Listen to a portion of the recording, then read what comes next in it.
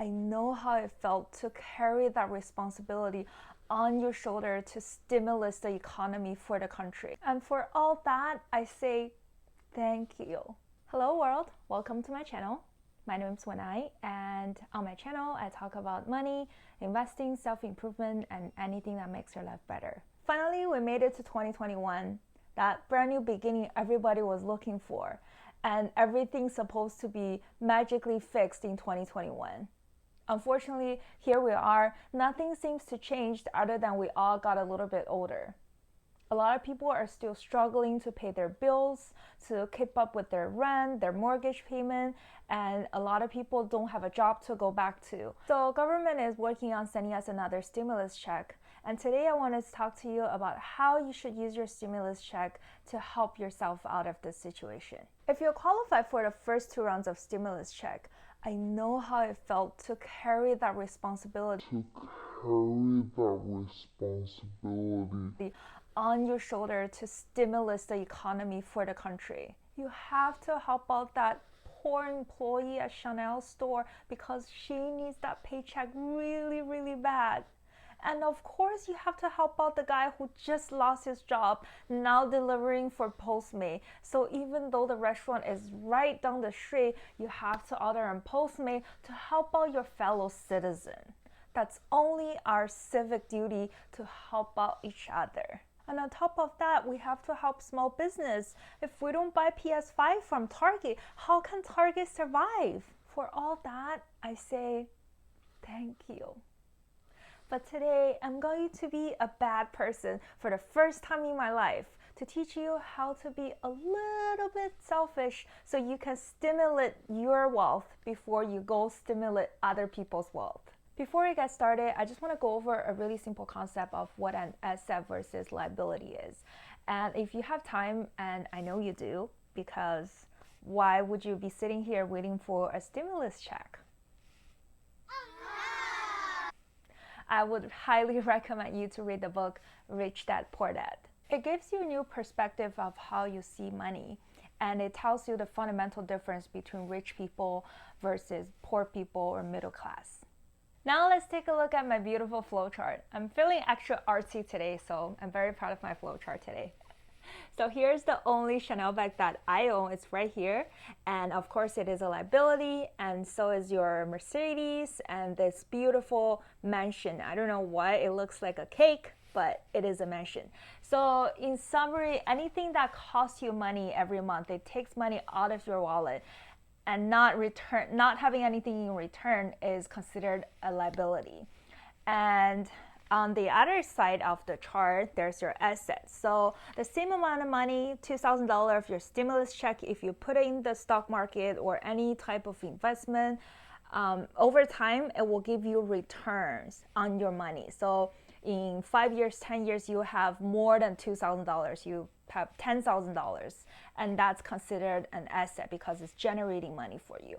And instead of the mansion, if you buy rental properties and you rent it to people, they are your tenants, they're very happy, and they're giving you money. That's money in their hand. They're giving you money every month.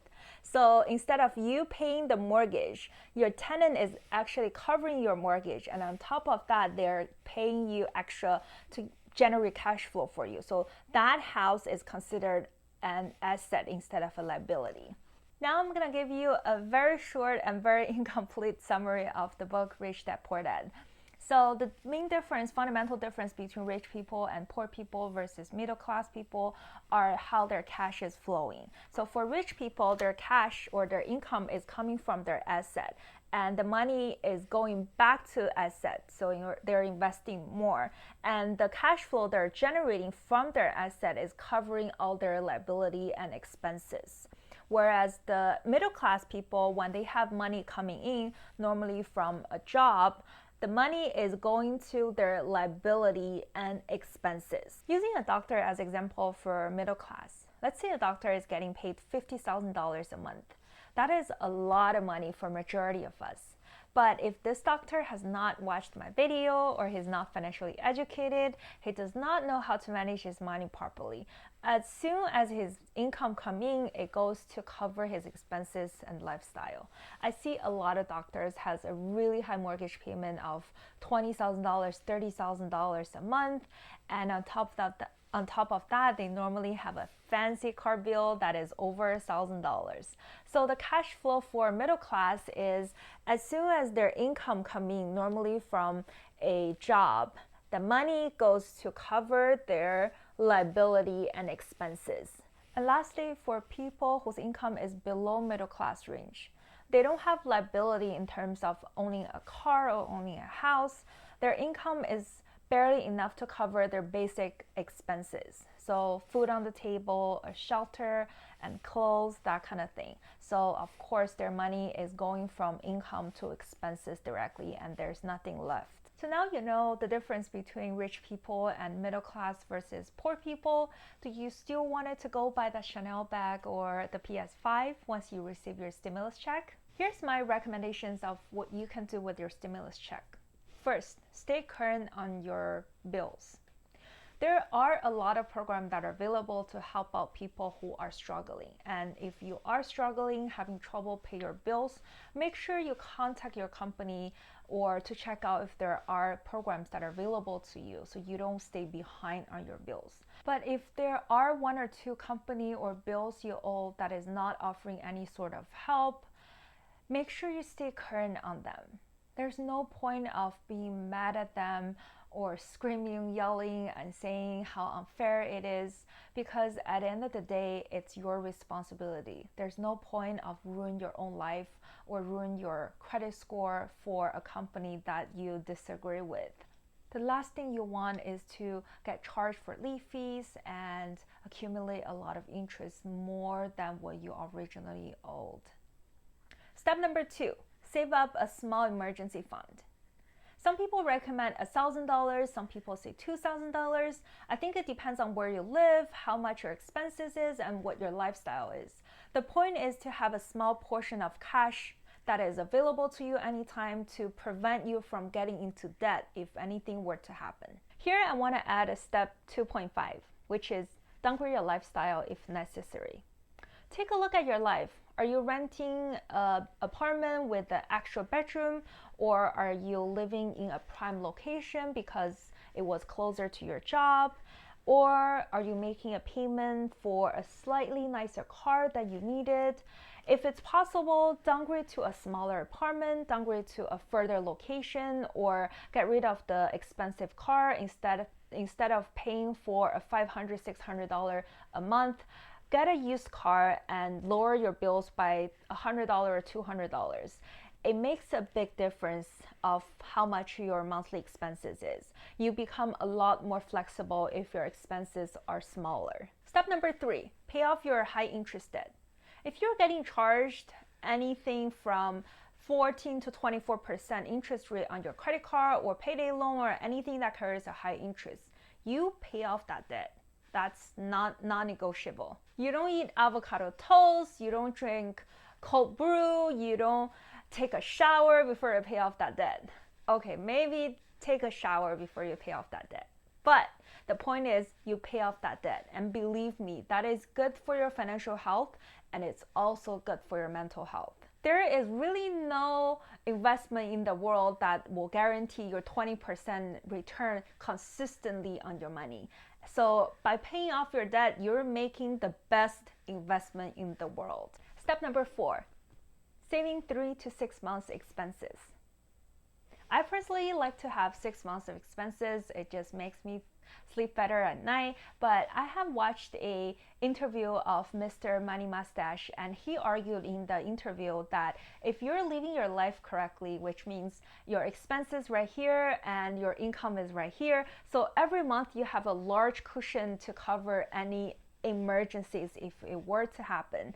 So in that case, you don't really have to put a lot of money on the side to cover your emergency. But of course, it depends on your lifestyle or your structure of your income. If you are saving on a regular basis 40 to 60% of your income, then maybe you don't need a large emergency fund on the side. But of course, depends on your income. If you are relying on a W-2 job, if anything were to happen to your job, of course you lose that income. But if you have a different sources of income, or if you have passive income, investment income, money that comes from your asset, then you're more set than people who are relying on that W-2 job. So tailor this step to your personal need and personal situation. And if you really don't know what to do, start with 3 months expenses. Step number 4, have your income flows to your asset. I know it seems impossible for a lot of people, but that is the ultimate goal. Whether you want to invest in stock market or real estate, make sure you take the time to study and to prepare yourself. I know it seems easy and it seems sexy and trendy to invest in stock market. I literally had an experience where I overheard conversation of my old coworker who are over 70 years old. I think she's close to 80s now, talking about which stock we should buy. And on the same day, I have heard people who just graduated college talking about their stock performance. I'm not saying there's anything wrong with it. I'm just saying that's the trend now. Everybody is investing, so don't do it just because everyone else is doing it. Don't buy the stock just because everyone else is talking about it. If you decide to invest in stock market, have a strategy and stick to your strategy. I would recommend you to automate your investment. Set up a schedule of how much you want to invest every week or every month, whatever your schedule is, and don't touch it. Don't try to buy the stock just because everybody is talking about it and then next day sell it because you made a small profit. I know there are stories online where a day trader who turned $10,000 to $1 million or stories like that, but I'm just an average person and I don't think I can outperform 99.9% of people. I don't think I'm expert on any specific industry or any company. So I just stay with my schedule. I buy stock every week and buy same stock every week. But if you think you are smarter than 99.9% of people and you can outperform the market and you can make a lot of money, then by all means go for it. I hope you can make a lot of money and achieve your financial independence sooner. But for everyone else, I am okay with staying average and getting an average return. Step number 5, keep on doing it. Keep your expenses low and keep your investment saving rate high and keep on doing it for 10, 15, 20 years and you will achieve financial independence. And there you go, with $2,000 stimulus check, you just learned a lifelong lesson of how to manage your money and snowball to financial independence. I hope you're enjoying today's video and today's flowchart, and don't forget to like and subscribe. I'll see you next week. Bye!